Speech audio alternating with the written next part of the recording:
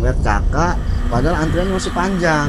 Selama. Cuma dipanggil dulu kakak tuh karena kakak ini kelihatannya bukan sakit medis. Kata dokter itu siapapun orang yang sukmanya udah nggak ada pasti di kehidupan nyata pasti akan hilang kesadaran, dalam arti gila. Jadi di dalam papan itu ada tulisannya Kang, ada tulisan kakak saya, anaknya, suaminya. Siapa yang jatuh ya itu yang meninggal. Bang Erik ketua dari Pekra Community ya. Community, nanti hari Minggu tanggal 23 Maret Ya. 2025 akan ada acara santunan anak yatim dan ada door prize juga. Kita bisa langsung ke lokasinya di mana Bang Erik? Di Keragilan Simpang Indomaret. Keragilan Simpang Indomaret. Jangan lupa nonton semuanya di sana. Ada Bang Erik, ada yang lain, ada door prize juga.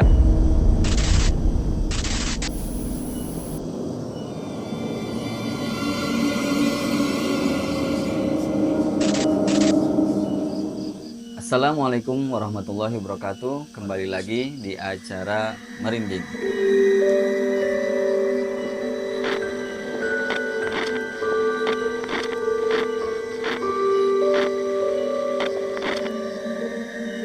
Sebelum kita mulai cerita mistis kali ini, tolong dukung channel kami dengan menekan klik subscribe dan aktifkan notifikasi loncengnya agar kami lebih semangat untuk menampilkan cerita-cerita mistis lainnya.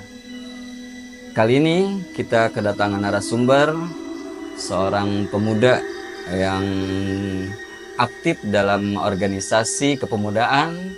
Mari kita kenal lebih lanjut detail narasumber kali ini untuk memperkenalkan diri di acara malam ini. Assalamualaikum. Waalaikumsalam Kang. Nah, Bang, namanya Bang Erik ya? Iya. Nah, silakan Bang Erik perkenalkan nama dan katanya mau memperkenalkan aktivitas organisasinya. Iya. Ya, Assalamualaikum warahmatullahi wabarakatuh. Waalaikumsalam. Saya Erik, ketua organisasi Pekra Community yang berorganisasi di wilayah Keragilan, yang biasanya kita mengadakan event-event ya, event-event sosial, kadang hiburan, ya UMKM juga lah. Om mungkin aktif di kepemudaan yang ada di Kecamatan Keragilan. Ya, kita juga kadang bekerja sama sama lintas komunitas ya. Oh, lintas komunitas juga ada. Ya. Biasanya aktivitasnya apa aja tuh? Ya biasanya kalau kita itu bikin event Kang, event kayak hiburan musik, terus live music. Ya, terus UMKM kita libatkan. Terus sosial, misalnya kayak lagi ada bencana misalnya tsunami dulu tuh kita terjun aktif berdonasi, ya, cari donasi ya di jalan-jalan gitu bersama lintas komunitas. Ramadan ini apa kegiatan Pekra ini?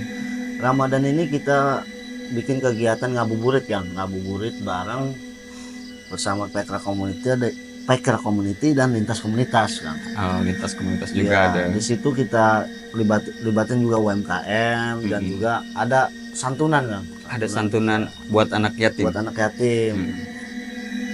anak yatim piatu yang ada di sekitar Keragilan kan. Jadi pemirsa yang ada di Keragilan dan sekitarnya kalau ingin berdonasi untuk anak-anak yatim, silakan hubungi Bang Erik melalui Pekra ya. Pekra Community. Kalau Bang Erik sendiri silakan mau nyaranin masyarakat di sini gitu. Ya, untuk masyarakat Keragilan yang punya waktu nanti datang untuk meramaikan acara pas Minggu 23 Maret 2025 di Simpang Indomaret Keragilan. Acaranya yaitu ngabuburit bareng bersama Pekra Community dan akan ada santunan buat anak yatim. Santunan anak yatim ya. Wah, ini menarik sekali acaranya ya pemirsa. Jadi nanti hari Minggu tanggal 23 Maret kita rame-rame ke sana ke persimpangan Keragilan Indomaret itu ya. Jangan lupa Kang, itu ada door prize-nya juga. Ada door prize-nya juga tuh. Pasti ada sepeda listrik, ada dan lain-lain pokoknya. Pokoknya rahasia lah. Tonton dulu aja, datang dulu aja kita semua ke sana ya. Nah, Balik lagi ke acara kita ini, Bang Erik. Iya. Katanya malam ini Bang Erik mau menceritakan kisah nyata yang Bang Erik sendiri alamin, bukan cerita orang lain tapi di cerita keluarga sendiri, Iya, benar ya? bener Kang. Nah, gimana tuh Bang Erik tuh ceritanya? Jadi awal saya kan dari 9 bersaudara ya. Hmm. Ada kakak saya yang paling pertama itu kan cewek ya. Hmm. Riwayatnya dari awal muda perawan juga udah apa ya, kebuka lah apa namanya, auranya. Oh, jadi pas waktu masih gadis si kakak itu sering melihat atau Iya, melihat yang kadang kesurupan Kang, sering kesurupan. Pas masih perawan tuh ibaratnya dia tuh mengundang lah, Hmm. auranya mengundang makhluk gaib sampai ketika suatu saat disukain sama hantu gitu, dari makhluk gaib lah. Kakak yang masih gadis dulu itu pernah disenengin sama makhluk. Iya bener Kang. Apa kesurupan dia makhluk gaibnya masuk ke kakak terus ngobrol gitu ngobrol. Iya Kang, bener. Awalnya pertama ya makhluk gaib itu sendiri setiap malam Jumat pasti datang, pasti setiap datang tuh pasti ada ciri-cirinya Kang. Contohnya ada ketukan pintu 3 kali Di rumah tuh di rumah sebelum kesurupan. sebelum kesurupan. Malam Jumat itu Kang, pasti malam Jumat. Ketukan pintu 3 kali, terus baru kesurupan tuh Kang. Kesurupan pertama ya yang masukin ya jin itu sendiri. Lambat laun jin itu masuk sama keluarga besarnya Kang. Oh, keluarga jin itu Iya, jadi ada ibunya, ada bapaknya gitu Kang. dia gantian masuk ke Masuk dia gantian ke kakak itu. Nanti ngobrol gantian. Pertamanya jin yang disukai, terus ibunya, terus bapaknya gitu. Sampai suatu saat kakak saya sama keluarga itu ditawarin iming-iming Kang sama jin itu. ditawarin apa? Ditawarin hidup hidup kaya lah ibaratnya mah. Oh, dikasih harta. Harta ya Kang. Ditawarin gitu Kang sama jin itu Kang. Terus yang ngobrol kan pastinya bukan kakak ya, karena kakak jadi kemasukan itu. Iya, benar. Pasti keluarga yang lain.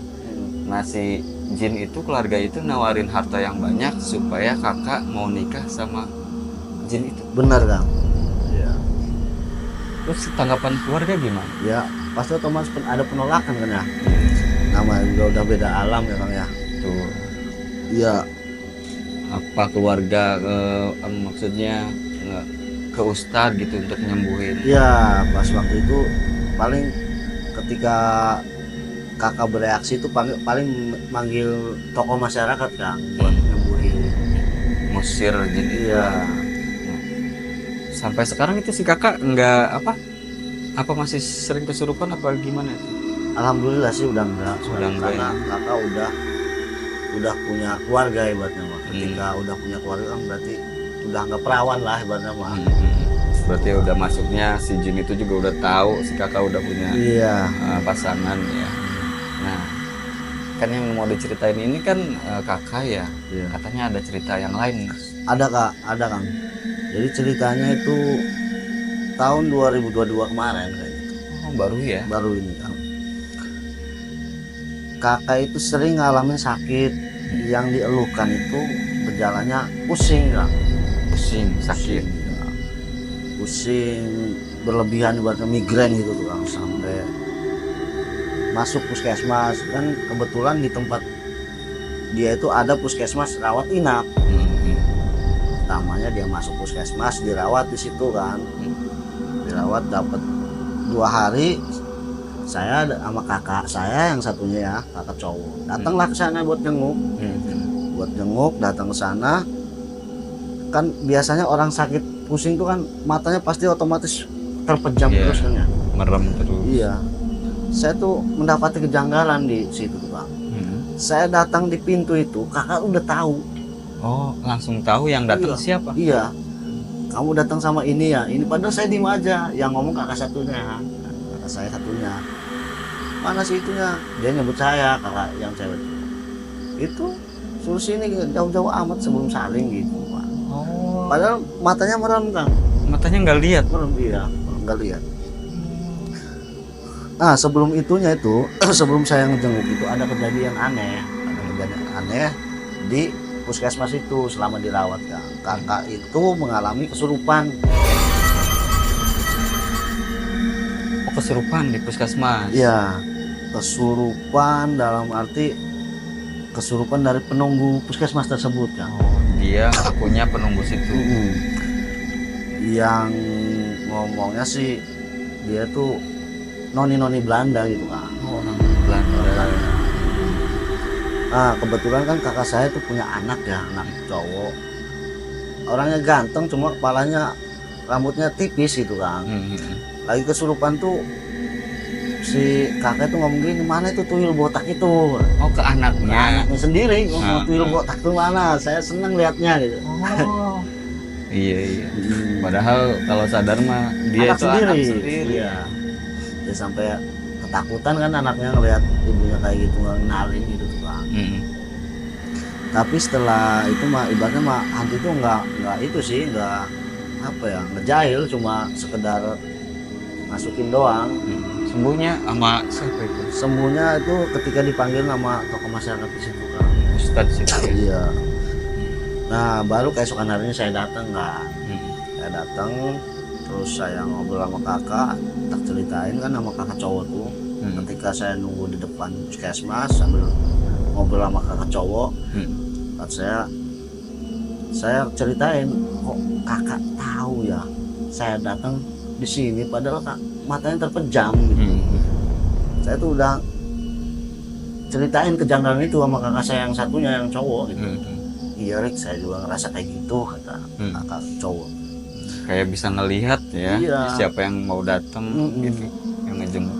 Kayaknya setengahnya bukan kakak ini. Saya sama kakak tuh diskusi kayak gitu Kang.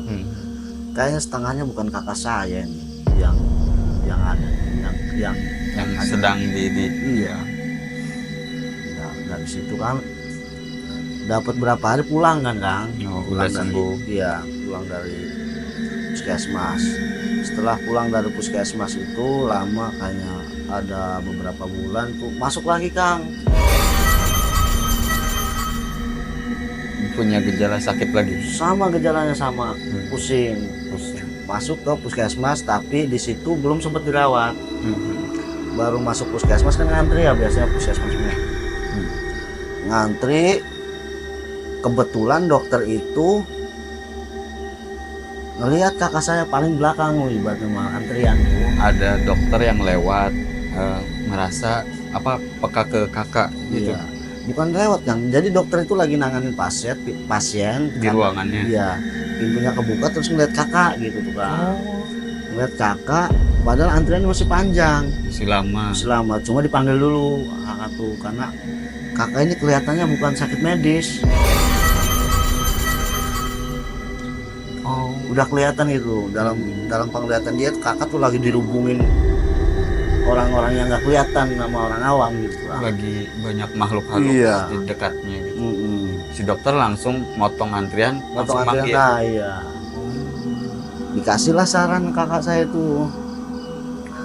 Dia ngomong gini, teh kalau mau berobat, saya saranin teteh ke rumah berobat non medis, dalam arti ruqyah.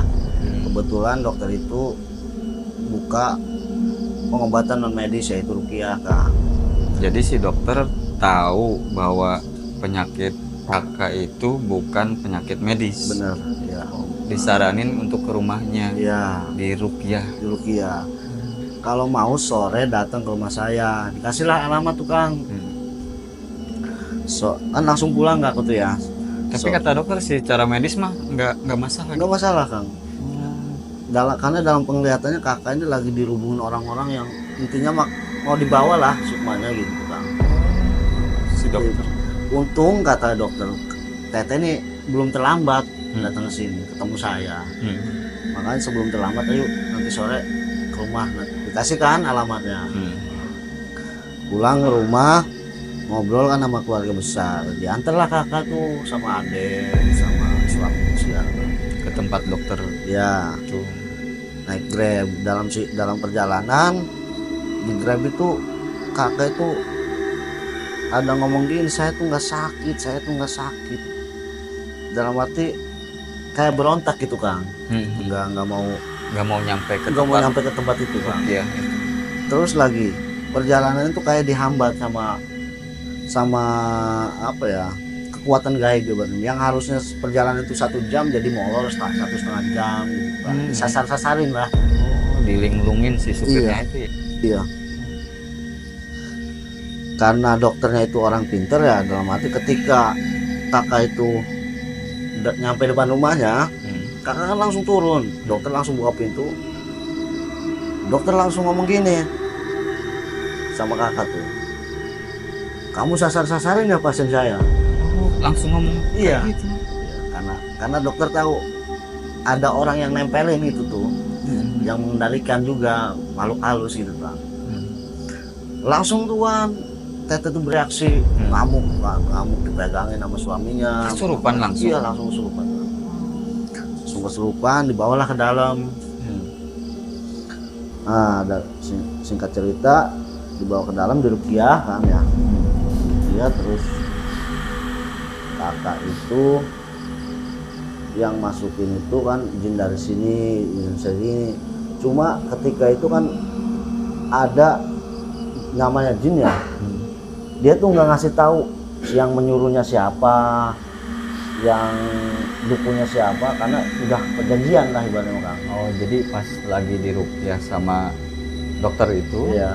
si jin masuk tapi nggak mau bilang siapa yang nyuruh. Iya, karena itu mah udah ibaratnya udah perjanjian lah. Harus disiksa dulu ibaratnya jinnya Kang. Harus dikalahin dulu. Iya, dikalahin dulu, disiksa, dibakar dulu, baru dia mau cerita Kang. Jadi setelah itu disiksa baru cerita ini. Tapi jinnya juga dikeluarin kan kalau itu tuh dinetralisir lah ibaratnya. Setelah dinetralisir kan, alhamdulillah tuh Kak. Alhamdulillah udah rada baik. Udah sadar. Iya. Tapi kata kiainya, kata dokter itu, ini pasti datang lagi soalnya akarnya belum kena ibaratnya mah. Ini apa? Dukunnya ini belum nyampe, belum ada teguran dari saya gitu. Oh, jadi si kakak itu udah mulai reda tapi belum beres pengobatannya. Karena dukunnya belum saya peringatin gitu intinya mah. Nah, dokter bilang bahwa si kakak ini pasti mau kemasukan lagi. Iya. Belum beres. Dalam arti bukan kemasukan lagi. Dalam arti pasti ke depan pasti ada serangan lagi. Ada gangguan Ada lagi. gangguan lagi karena dukunnya ini belum saya peringatin. Diomong lah sama dokter tuh, nanti malam saya mau saya ibaratnya mah kalau ngomong ilmu mah ragu sukma lah ya, mau ke tempat dukun itu mau ngasih tahu bahwasanya ini kegiatan nggak baik gitu lah. Mau nasehatin Dukun itu udah lah. gak usah ganggu-ganggu. Iya, nggak baik ini. Sebenarnya dokter itu udah tahu dukunnya ini, terus yang dukunnya itu disuruh ini gitu, dukunnya di rumah mana, terus yang nyuruh siapa, tahu semua Udah tahu nama-nama orang. udah tahu, Tapi nggak mau ngasih tahu nggak mau keluarga. ngasih tahu awalnya tuh. Ketika malam harinya kan Pulang. Nah, karena Ustadz mah kan masih penasaran ya sama dukun, kayaknya Ustadz tuh kesana ibaratnya mah ke dukun cewek itu, dalam arti untuk peringati gitu kan. Dukun cewek itu nggak terima, akhirnya diobrak-abrik lah ibaratnya mah, punya tempat apa ya, kayak rumahnya gitulah, tempat spiritualnya gitu kan. Si dokter menyerang si dokter tuh. rumah dukun itu Benar. melalui dunia gaibnya. Iya benar kan. Nah, lambat laun setelah kejadian itu kakak kan normal pulih, berangsur pulih. Nggak lama dari situ, kayaknya tidak beberapa bulan gitu Kang, kakak tuh kumat lagi Kang, sakit lagi.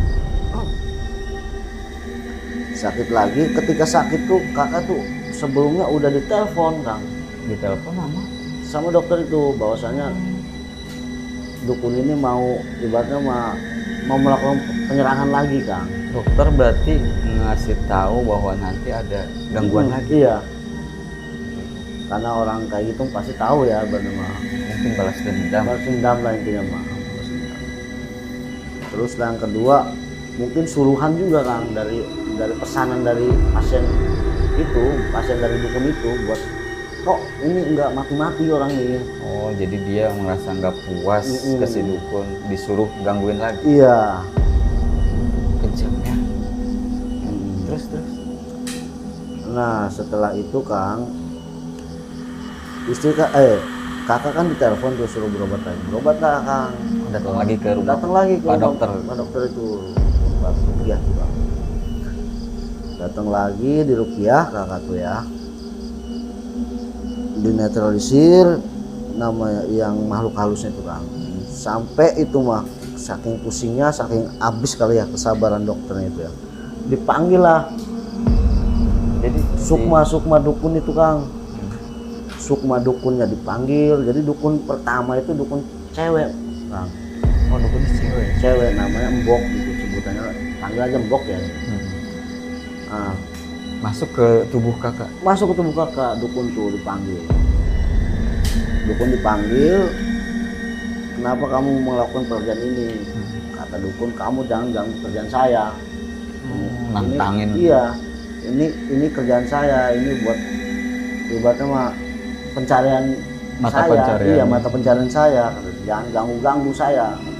Saya tahu kamu itu masih keturunan sultan ini. Oh, si dukun bilang ke si dokter. Iya Kang, padahal dokter nggak pernah ngebuka itu Kang, siapa pribadinya itu nggak pernah dibuka sama kakak tahu dia dari dukun itu sendiri.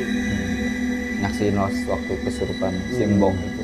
Iya, dipanggil lah Sukma dukun tuh. Terus dukun itu ibaratnya mah adu kanuragan lah sama kiai itu ibaratnya mah. Adu kanuragan kalah. Setelah itu dipanggil juga Kang, itu Sukma dari orang yang nyuruh dukun itu Kang. Yang maksudnya yang ngerjain kakak. Yang ngerjain kakak itu dipanggil. Nah ngobrol kan, kenapa kamu mau jahilin dalam artian kenapa mau jahilin sendiri, padahal kan ini sendiri tanya sama aku. Iya karena saya ini gitu Kang. Diceritain ada cemburuan pribadi lah. Ada iri gitu Pak. Saya kurang paham masalah iri apa, yang penting dalam hati ada kecemburuan sosial lah intinya Pak. Yang sampai menyebabkan dia pengen ganggu keluarga itu ya Pak. Nah setelah itu kan si dukun dipanggil terus si yang gangguin dipanggil. Ibaratnya mah dikasih pelajaran lah sama dokter tuh. Kasih pelajaran sama dokter sampai minta ampun dukun. Jadi kan gini, dukun di sini itu biasa seperti kita juga Kang, punya sosial, ibaratnya punya komunitas Kang. Kayak organisasi. Punya perguruan kayak organisasi gitu. Jadi setiap dukun tuh ada perguruannya, ada organisasinya. Jadi ada ketuanya Kang, ada dukun yang lebih tinggi gitu Kang. Sampai akhirnya pada waktu itu dukun Mbok itu ya, dalam hati udah kalah ibaratnya, manggil lah itu Kang, manggil gurunya, ketua komunitas ibaratnya gitu, panggil aja ketua komunitas, dipanggil lah gitu, sampai kakak saya ngelakuin gini, Kang tolong saya Kang, saya lagi di ini sama dokter ini keturunan ini. Oh dia pas waktu kesurupan iya minta tolong. Iya dukun Mboknya itu Kang, dateng lah itu dukun, kepala dukunnya itu lah datang ngobrol kan sama kiai kan, sama dokter lah. Ternyata udah ngobrol ibaratnya mah intinya mah tetep lah si dukunnya jangan ganggu profesi orang lain, biarkanlah kamu profesinya di medis, kalau saya di non medis, kata si dukun itu. Tapi kan nggak gitu juga kata dokter, jangan sampai ganggu orang, ngerugiin orang. Jadi setelah itu tetep Kang itu karena dokternya itu udah habis sabar ya. Semuanya dukunnya, cewek, dukun emboknya sama dukun Ketuanya itu ketuanya kepala. ini, karena udah saking habis sabar, dokternya dibuanglah sukmanya itu Kang di Kali Banten. Ruhnya dibuang. Ruhnya dibuang Kang di Kali Banten sama dokter ngomongnya. Kata dokter itu siapapun orang yang sukmanya udah nggak ada pasti di kehidupan nyata pasti akan hilang kesadaran, dalam arti gila.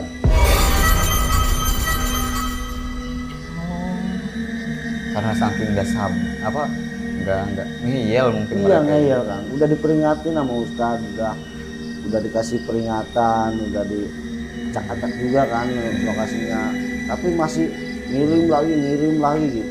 Karena habis sabar ya dibuang jasadnya itu Kang, dua-duanya itu. Sampai terakhir ngomongnya gini si dukun, kepala dukunnya tuh, gara-gara kamu Nyai saya nih ikut dibuang keseret masalah ini. Pas lagi kesurupan itu. Iya, gara-gara kamu dimarahin jadi akhirnya saya di sini saya nggak tahu apa-apa, Jadi kena imbas. jadi kena imbas. Oh, gitu. Saya ada ketawanya tapi ya ada seremnya Kang gitu. Iya. Dalam arti ya pasti orang yang udah hilang sukma pasti kan gila ya. Kata dokternya kalau nggak percaya kamu bisa ke alamat sini, ini alamat dukunnya, pasti lihat aja orang pasti hilang kesadaran. Oh si dokter kalau nggak percaya ke rumahnya. Iya, dukunnya di sini udah pasti hilang kesadaran gitu. Jadi gila lah ya memang. Tapi untuk yang nyuruhnya mah enggak diapa-apain Kang. Cuman yang ngasih pelajaran buat si dukun Si sama dukun kepalanya doang, itu. iya. Karena sebelum ketua dukun itu datang, ini mah yang nyuruh ini udah dipulangin dulu sukmanya sama Ustadz itu. Setelah klarifikasi masalahnya apa udah cerita kan sama keluarga saya di situ, baru dipulangin. Nah, baru si dukun cewek ini, mbok ini manggil dukun cowok itu Minta bantuan. Iya, minta bantuan. Wah, Kang tolong Kang, saya di sini disiksa sama ini. Datang ya ternyata dua-duanya disiksa sampai akhirnya dibuang juga Kang. Akhirnya mereka kalah sama Pak Ustadz dokter itu. Nah, alhamdulillah dari situ kesehatan kakak berangsur membaik Kang. Akhirnya adem udah baikan. Iya. Tadinya itu Kang kakak saya tuh usaha kan ya. Kakak saya tuh rumahnya samping jalan Kang. Rumahnya samping jalan, usaha Warung gitu. iya, usaha produk kecantikan itu. Jadi setiap orang lewat ngomongnya rukonya sepi, rukonya tutup, padahal buka Kang. Mungkin itu salah satu gangguan dari si dukun Mbok itu ya. Bener Kang. Jadi selain orang yang ditargetkan, usahanya juga dihancurin Kang. Pokoknya dia pengen Bikin susah orang itu, keluarga itu aja Kang. Pernah suatu ketika sebelum kejadian itu tuh, kan di samping rumah tuh ada lorong tuh ya, lorong. Jadi kakak saya tuh enggak ngerasa nempelin papan itu Kang, kayak papan tulis. Papan tulis yang di situ ada nama-nama keluarga di situ Kang. oh nama-nama keluarga maksudnya dari suaminya, kakak sendiri, Iya. anak-anaknya. Jadi kan kakak saya punya anak dua cewek semua. Punya anak dua cewek semua. Jadi ada 4 orang di situ. Nah di dalam papan itu ada terdapat nama-nama itu Kang. Berarti itu posisinya di pinggir rumah, di luar rumah gitu. Iya di pinggir. Jadi pas di samping cerocoan itu Kang. Air. Hujan ya. Ujung genteng lah. Kenapa enggak? Ketika papan itu jatuh, kata dukun cewek itu, berarti nanti ada yang mau diambil jiwanya, ada yang mau meninggal intinya. Tapi sebelum kejadian itu untungnya udah ketahuan dulu kan, udah cerita kan saya, udah diambil aja sebelum jatuh kan saya. Dia tuh kayaknya diambil sama kakak tuh Kang. Bakar Akhirnya diturunin, dibakar. eksekusi lah intinya mah. Jadi di dalam papan itu ada tulisannya Kang, ada tulisan kakak saya, anaknya, suaminya. siapa yang jatuh ya itu yang meninggal. Sampai mau matiin orang kayak gitu. Iya Kang. Jadi sebenarnya sasarannya tuh random Kang, siapa aja. Diacak, yang Diacak. penting ada di rumah itu. Kebetulan suaminya kan ibaratnya suka ngaji, suka sholat, kakak sampai suatu ketika kan pernah waktu dipanggil pertama itu ya, pas ruqyah pertama itu jinnya itu ngomong saya tuh pengen suaminya, tapi suaminya suka sholat, suka ngaji. Oh, ngaku dia si jin. Ngaku pengen anaknya juga sama imannya kuat. Nah makanya yang kena ini istrinya itu Bang, kakak saya. Tapi kakak saya juga ibaratnya mah nggak segampang itu, makanya lama prosesnya gitu Kang. Sampai berbulan-bulan ya Iya. prosesnya ya. Coba kalau kurang iman makanya udah lewat itu kakak saya Kang. Soalnya dukunnya udah parah. Akhirnya si kakak berangsur sembuh, nggak ada kejadian aneh-aneh lagi. Nggak ada Kang. Itu ibaratnya mau ngomong kasar, dukun terakhir itu Mbok itu ibaratnya udah dukun paling terakhir Kang. Sebelumnya itu ada gangguan-gangguan, mungkin dukunnya masih kurang amatiran. profesional kali ya. Iya, amatiran. Amatiran. Nah sampai akhirnya ketika itu ketemu si Mbok ini, nah iya itu malah ada kerasa itu ada masuk lah ibaratnya mah kirimannya. Sampai kakak saya drop kan, dirawat bolak-balik puskesmas, kadang dirawat rumah sakit gitu Kang. Nah, alhamdulillahnya ketemunya sama dokter ini. Iya. Nah dokter ini ya yang kebetulan juga punya pengobatan medis dan masih ada riwayat keturunan Kesultanan Banten gitu Bang. Iya. Dari situ. Sampai sekarang si kakak berarti udah nggak ada gejala-gejala gangguan mistis yang lain ya. Udah nggak ada Kang. Udah sembuh. Udah sembuh. Kakak sekarang mungkin aktivitasnya buka warung udah mulai rame gitu. Iya, warung udah mulai rame, terus keadaan kondisi fisik ya udah segar, udah sehat. Kemarin lah ya. Alhamdulillah. Setelah kejadian itu ibaratnya setelah dukun-dukun itu dibuang semuanya itu ya mungkin juga itu yang ngejailinnya juga udah habis duit kali Kang. Karena mungkin pakai biaya mahal ya. Biaya mahal kan ibaratnya mah naik bis mah ada bis ekonomi, VIP gitu tuh Kang. Bisa jadi ya. Nah mungkin karena biaya budgetnya ini yang gede. Ini mungkin bisa jadi pelajaran ya pemirsa ya, gimana apa disebutnya iri hati atau mungkin ketidakpuasan seseorang, dia memakai jalan-jalan yang kurang baik, misalkan memakai jasa perdukunan untuk mengganggu keluarga seseorang. Tapi alhamdulillah keluarga Bang Erik dikasih jalan sama Allah Subhanahu wa taala, dipertemukan dengan dokter sekaligus mungkin ustadz juga ya, yang meruqyah kakak beliau. Ada pesan-pesannya Bang Erik buat pemirsa nih, biar kita bisa ngambil pelajaran dari cerita mistis ini. Ya pelajaran yang bisa diambil adalah sesuai dari omongan yang jin yang masuk ke raga kakak itu ya. Orang tuh kalau ibadahnya rajin, kalau ibadahnya rajin itu pasti sulit diganggu sama makhluk halus tuh. Ibadahnya rajin, sedekahnya rajin, terus nggak mudah iri hati itu Kang. Itu untuk dapat gangguan dari makhluk astral itu sulit Kang, sulit ditembus Kang. Imannya kuat juga Kang.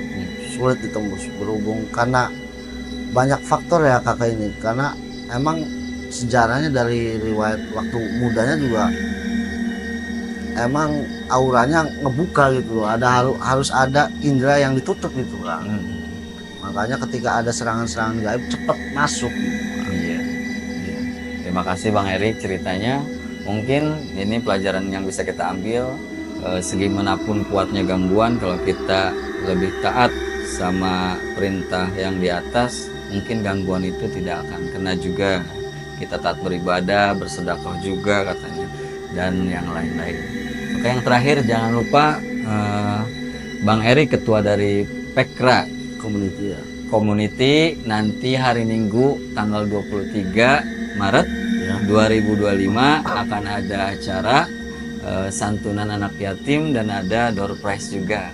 Kita bisa langsung ke lokasinya di mana Bang Erik? Di Keragilan Simpang Indomaret. Keragilan Simpang Indomaret. Jangan lupa nonton semuanya di sana. Ada Bang Erik, ada yang lain, ada door prize juga. Oke Bang Erik, terima kasih Siap. ceritanya. Kita akhiri acara ini. Assalamualaikum warahmatullahi wabarakatuh.